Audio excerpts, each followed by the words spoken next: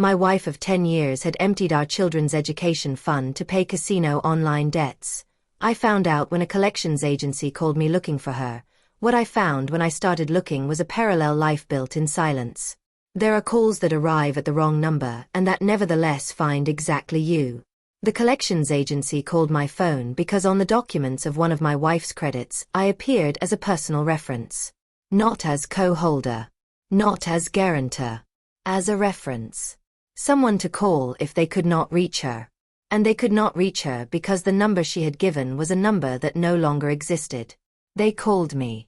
And in the 3 minutes of that call I heard enough to know that the conversation I was going to have with my wife that night was going to be the most important and the most difficult of 10 years of marriage. My name is Alejandro. I am 42 years old. I am an operations manager at a mid-size manufacturing company and I have been married for 10 years to a woman named Elena who is 40, who is a freelance graphic designer and who is the mother of my 2 children. Matteo who is 8 and Sophia who is 6. 10 years. A life built with both of us working. With financial discipline I thought we shared. With an education fund for the children we had opened when Matteo was born, and to which both of us had contributed regularly for 8 years. That fund was for our children's university education. It was sacred in the way things are sacred that you build thinking about your children's future. The collections agency call arrived on a Tuesday afternoon. 3 minutes. And in those 3 minutes the representative who called me mentioned an amount that did not correspond to any debt I knew of, and the name of a financial institution I did not recognize, and the nature of the debt which was a consumer credit contracted online. I told him he had the wrong number and hung up. And I sat with the phone in my hand knowing he had not had the wrong number. Elena arrived at 6:30 as always. With the children she had picked up from school. With the energy of an ordinary Tuesday. We had dinner. We bathed the children. We put them to bed. And when the house went quiet, I told her we needed to talk. She asked about what. I told her I had received a call from a collections agency looking for her. The silence that followed lasted 3 seconds. 3 seconds in which I saw on her face something that was not surprise. It was the recognition of someone who knows exactly what you are talking about and who is calculating in real time what they are going to say. What Elena told me that night I am going to tell in the way it arrived. In layers, each one revealing something that made the previous layer look different. First layer. She had been playing on online casino platforms for 2 years. She had started during the lockdown period when the freelance work had decreased and she had had more time and less structure. At first small amounts. The dynamic that describes anyone who enters that pattern. Initial winnings, feeling of control, gradual escalation of amounts to recover losses. Second layer, the total debt between online credits, cards and the agency that had called me added up to approximately 540,000 pesos. Third layer, she had used part of her freelance income to pay minimums for months without the debt really going down. Fourth layer, 4 months ago, when the minimums had stopped being manageable on her income, she had made 3 withdrawals from the Children's Education Fund. The Children's Education Fund. I asked how much. She told me the number. 110,000 pesos. From a fund that had taken 8 years to build. I did not raise my voice. Not because I did not feel what anyone would feel hearing that. But because I had 2 children asleep in their rooms and because I knew that what I said in that moment was going to matter beyond that night. I told her I needed to know if there was more she had not told me. She told me no. That was everything. I told her that answer needed to be true because from that moment on I was going to review everything. She told me it was everything. That night I did not sleep in our bedroom. I stayed in the living room with my phone and the banking app and the account statements I could access at that moment, and I started looking. Not in a disorganized way.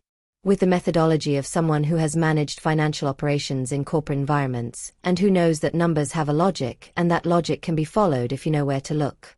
What I found in the following 2 hours was consistent with what Elena had told me. The withdrawals from the education fund were there. 3 transactions over 4 months. The amounts she had mentioned.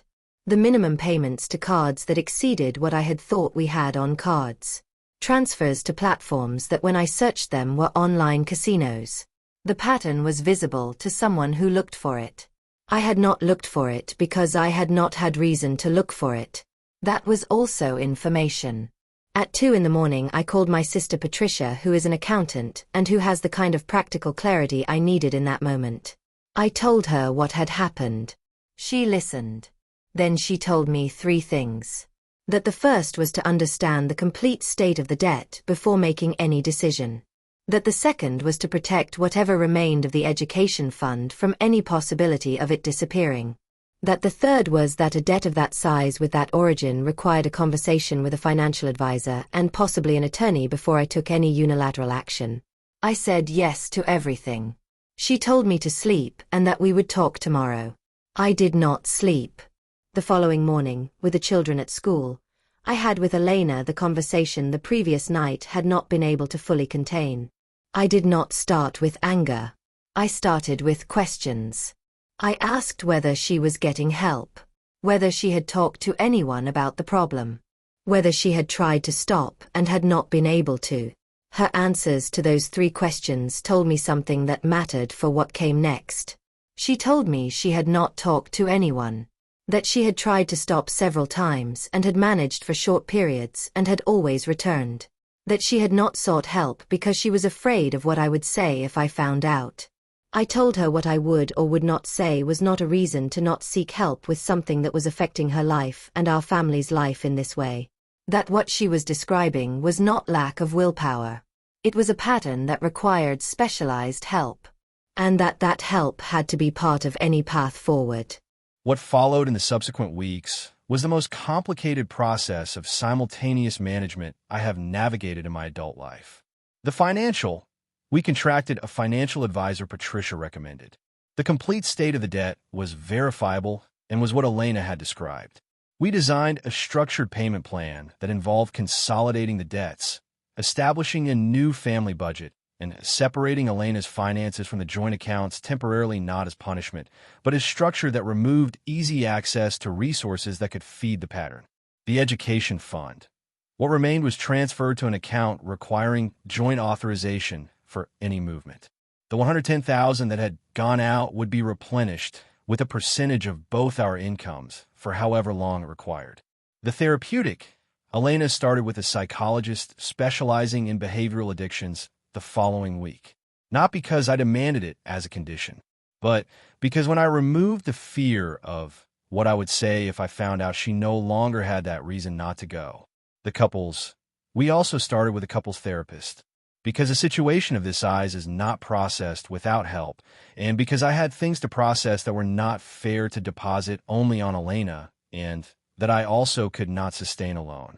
I am not going to say the months that followed were easy. They were not. There were moments where the anger arrived in waves at the least expected moments. When I reviewed account statements, while I looked at Mateo and Sophia and thought about the fund that had taken 8 years to build, there were moments where Elena had minor relapses that she reported because the structure we had built included that if that happened, she told me. There were moments where I did not know whether what we were building could sustain itself. 14 months have passed. We are still together. Not because the situation went without real consequences for our relationship, but because Elena did something in those 14 months that mattered more than any explanation. She stayed in the therapeutic process, she was consistent with the financial structure we designed, and she was honest in the moments where the process was difficult instead of returning to the silence that had been her previous pattern. The education fund is in the process of recovery. The debt is on a payment plan that is being met. And the relationship we have today is different from the one we had before that Tuesday. Not necessarily worse. Different. With more difficult conversations than before. With less assumption that the other is okay, because they do not say they are not. With the certainty, built through 14 months of real work, that what we have can sustain itself on honesty, even if that honesty arrives late and costs what it costs. What I want you to take from this story has practical parts, and a part about addictions I think is important to say clearly. The practical first. If you have long-term funds, whether for education, retirement, or any other goal, and those funds are in individual accounts, even if they are for family goals, consider moving them to accounts that require authorization from both parties for any withdrawal. not as distrust, as structure that protects the goal from impulsive decisions by either of you, yourself included.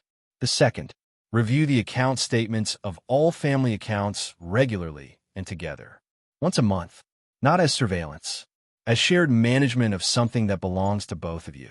The third, and most important, gambling addiction is a recognized mental health condition with specific patterns and with treatments that work when applied consistently.